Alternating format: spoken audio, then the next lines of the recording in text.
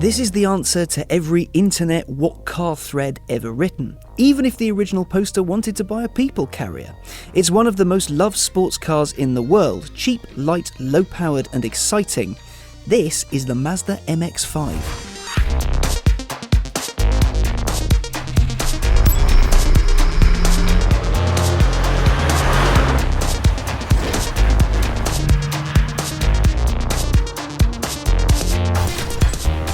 In fact, this is one of the oldest in the UK. It's midway through a restoration, so a touch rough around the edges, but it's 1.6 litres of fury, and to my shame, before today I'd never driven a Mark 1.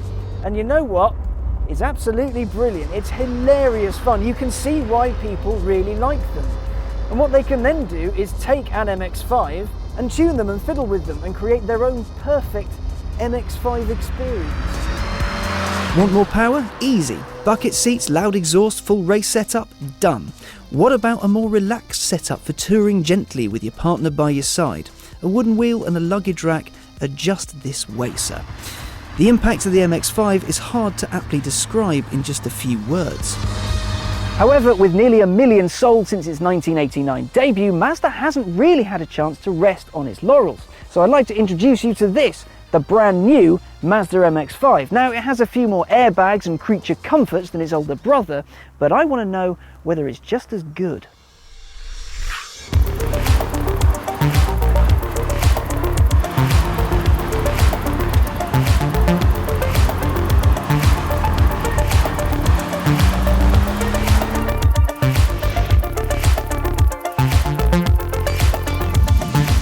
Since 1989, Mazda's finest has been about connection with the car, Jimba Itai, rider and horse, sort of.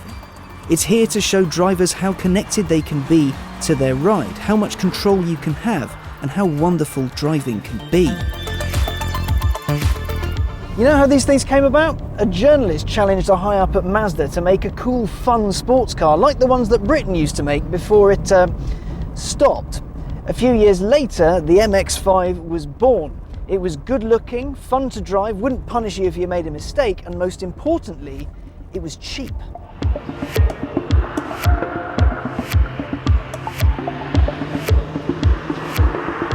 The fourth generation ND is all of those things. In fact, it's shorter than the first gen car, which is pretty cool. When do you ever hear about cars getting smaller? Anyway, the ND is over 100 kilos lighter than the car that precedes it, and its 2-litre engine offers more power and better economy. 0 to 62 takes 7 and a bit seconds, and its top speed is a smidge over 130 miles an hour. Not bad for a 160 horsepower car. However, numbers aren't what this thing is all about. Neither is its weight loss, though that is quite impressive. In here, it's all about packaging. The engine is far behind the front axle and really low down, and the gearbox is right under my legs as a little lump thing. Either way, no great shakes. You can see out of it easily. The hood's a manual job, so there's no silly weighty mechanisms. Very, very smart. It's quite attractive in a transformerish sort of way, whereas NA, NB and NC were all pretty, but in a cutish way. This is far more aggressive. The MX-5 has a legacy to live up to. It has to be fun, entertaining, a bit of a 10-tenths car. Is it? That is the big question.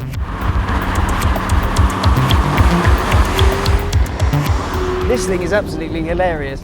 I drove it up the motorway and it was a bit noisy, and the engine doesn't sound great at 70 miles an hour. It's a bit drony, but I had my heated seats, I had my DAB radio, and it was lovely. It had the proper mod cons. Then we brought it here to a track where you can stretch its legs a little bit.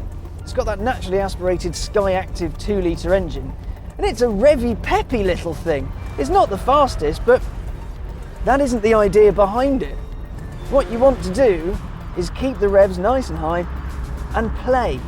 The handling on it, the steering is lovely. It's nice and light, maybe a little bit too light, and a touch numb in places, but it does place the car really nicely. The gearbox is a highlight because it's a short little sporty throw. Twin that with a very eager throttle and you've got yourself quite an entertaining little package. Now this sits quite high on its suspension, which means there's quite a bit of roll if you pitch yourself in. For example, in we go. Whoa. leaning. You can feel the car moving about underneath you. You can feel the rear starts to go, but because the handling is so good, the car will then set itself back into line. You can feel what the car's doing. It communicates with you, and as a result, you have hilarious fun in it, and you can't help but smile and enjoy it. It's a truly, truly brilliant thing. As far as negatives go, I'm not a huge fan of some of the trim. It's a bit plasticky, and the steering can be a little bit strange. And usually I'm not a fan of body-coloured interiors either, but the way this has been done is that this line here leads itself back onto one on the bonnet, so it feels like a really cohesive, really beautiful part of the car's design, of its makeup. People can say, oh, it's a hairdresser's car, oh, it looks rubbish, oh, it's not powerful enough. Drive one before you rubbish it, because I'm pretty sure you'll change your mind. I want to lap this place all day, and speaking of which, I've been lapping it pretty much all day, and have used one blob of fuel. So it's economical, it's quick. You do have to preserve momentum with it a bit because it hasn't got all of the power in the world. You do have to keep your foot in and make sure you can maintain as much speed as you can around the corners, but doing so is really good fun. This is the kind of sports car that Leyland would probably be making if it was still making cars today. The MX-5 has been the answer to every what car question since time began because it's just that good. It's not the fastest or the sharpest or the most exotic, but because of that, it's the best. It's a 10/10 car.